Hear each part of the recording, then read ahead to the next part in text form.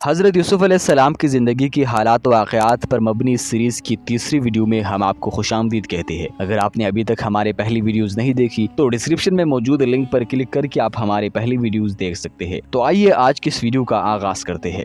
ناظرین گرامی، چنانچہ برادران یوسف پھر مصر کو روانہ ہوئے اور جا کر عزیز مصر سے کہا کہ اے عزیز مصر، ہمارے گھر والوں کو بہت بڑی مصیبت پہنچ گئی ہے اور ہم چند کھوٹے سکے لے کر آئے ہیں، لہٰذا آپ بطور خیرات کی کچھ غلہ دے دیجئے۔ اپنے بھائیوں کے زبان سے گھر کی داستان اور خیرات کا لفظ سن کر حضرت یوسف علیہ السلام پر رقت طاری ہو گئی اور آپ نے بھائیوں سے پوچھا کہ تم لوگوں کو یاد ہے کہ تم لوگوں نے یوسف اور اس کے بھائی بنیامین کے ساتھ کیا کیا تھا؟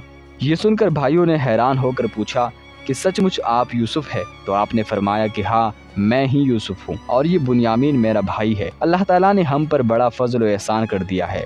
یہ سن کر بھائیوں نے نہایت شرمندگی کے ساتھ کہنا شروع کر دیا کہ بلا شبہ ہم لوگ واقعی بڑے خطا کار ہیں اور اللہ تعالیٰ نے آپ کو ہم لوگوں پر بہت بڑی فضیلت دی ہے۔ بھائیوں کی شرمندگی سے متاثر ہو کر آپ کا دل بھر آیا اور آپ نے فرمایا کہ آج میں تم لوگوں کو ملامت نہیں کروں گا، جاؤ، میں نے سب کچھ معاف کر دیا، اللہ تعالیٰ تمہیں معاف فرمائے۔ اب تم لوگ میرا یہ کرتا لے کر گھر جاؤ اور ابا جان کے چہرے پر اس کو ڈال دو تاکہ ان کی آنکھوں میں روشنی آ جائے، پھر تم لوگ سب گھر والوں کو ساتھ لے کر مصر چلے آؤ۔ بڑا بھائی یہودا کہنے لگا کہ یہ کرتا میں لے کر جاؤں گا، کیونکہ حضرت یوسف علیہ السلام کا کرتا بکری کے خون میں رنگ کر میں ہی ان کے پاس لے کر گیا تھا، تو جس طرح میں نے انہیں وہ کرتا دے کر غمگین کیا تھا، آج یہ کرتا لے جا کر ان کو خوش کر دوں گا۔ چنانچہ یہودا یہ کرتا لے کر گھر پہنچا اور اپنے والد کے چہرے پر ڈال دیا تو ان کی آنکھوں میں بینائی آ گئی۔ پھر حضرت یعقوب علیہ السلام نے تہجد کے وقت کے بعد اپنے سب بیٹوں کے لیے دعا فرمائی اور یہ دعا قبول ہو گئی۔ چنانچہ آپ پر یہ وحی اتری کہ آپ کے صاحبزادوں کے خطائیں بخش دی گئی۔ پھر مصر کو روانگی کا وقت ہوا۔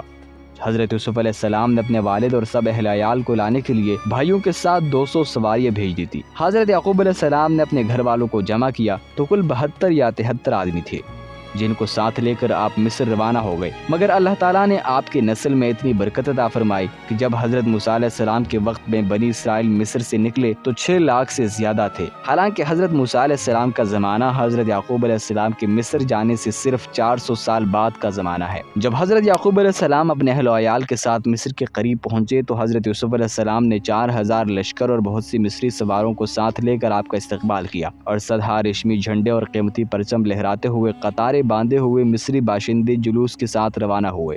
حضرت یعقوب علیہ السلام اپنے فرزند یہودا کے ہاتھ پر ٹیگ لگائی تشریف لا رہے تھے۔ جب ان لشکروں اور سواروں پر آپ کی نظر پڑی تو آپ نے دریافت فرمایا کہ یہ فرعون مصر کا لشکر ہے؟ تو یہودا نے عرض کیا کہ جی نہیں، یہ آپ کے فرزند حضرت یوسف علیہ السلام ہے جو اپنے لشکروں اور سواروں کے ساتھ آپ کے استقبال کے لیے آئے ہیں۔ آپ کو متعجب دیکھ کر حضرت جبرائیل علیہ السلام نے فرمایا کہ اے اللہ کے نبی، ذرا سر اٹھا کر فضائے آسمانی میں نظر فرمائیے، آپ کے سرور و شادمانی میں شرکت کے لیے ملائکہ کا جم غفیر حاضر ہے جو مدتوں آپ کے غم میں روتے رہے۔ ملائکہ کی تسبیح اور گھوڑوں کے ہنہناہٹ اور طبل و بوق کی آوازوں نے عجیب سما پیدا کر دیا تھا۔ جب باپ بیٹے دونوں قریب ہو گئے اور حضرت یوسف علیہ السلام نے سلام کا ارادہ کیا تو حضرت جبرائیل علیہ السلام نے کہا کہ آپ ذرا توقف کیجیے اور اپنے پدر بزرگوار کو ان کے رقت انگیز سلام کا موقع دیجیے۔ چنانچہ حضرت یعقوب علیہ السلام نے ان لفظوں کے ساتھ سلام کہا، السلام علیکم یا مذہب الاحزان، یعنی اے تمام غموں کو دور کرنے والے، آپ پر سلام ہو۔ پھر باپ بیٹوں نے نہایت گرمجوشی کے ساتھ معانقہ کیا اور فرت و مسرت میں دونوں خوب روئے۔ پھر ایک استقبالیہ خیمے میں تشریف لے گئے جو خوب مزین اور آراستہ کیا گیا تھا۔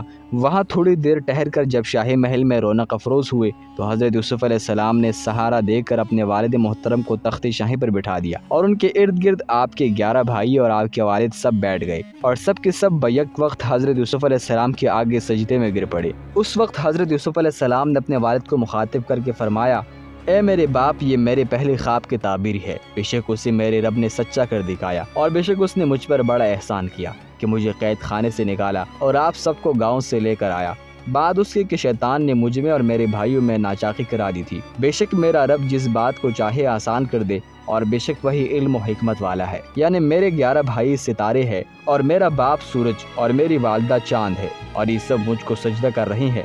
یہی آپ کا خواب تھا جو بچپن میں دیکھا تھا کہ 11 ستارے اور سورج اور چاند مجھے سجدہ کر رہے ہیں۔ یہ تاریخی واقعہ محرم کی 10 تاریخ عاشورہ کے دن وقوع پذیر ہوا۔ اصحاب تواریخ کا بیان ہے کہ حضرت یوسف علیہ السلام مصر میں اپنے فرزند حضرت یوسف علیہ السلام کے پاس 24 سال تک نہایت آرام اور خوشحالی سے رہے۔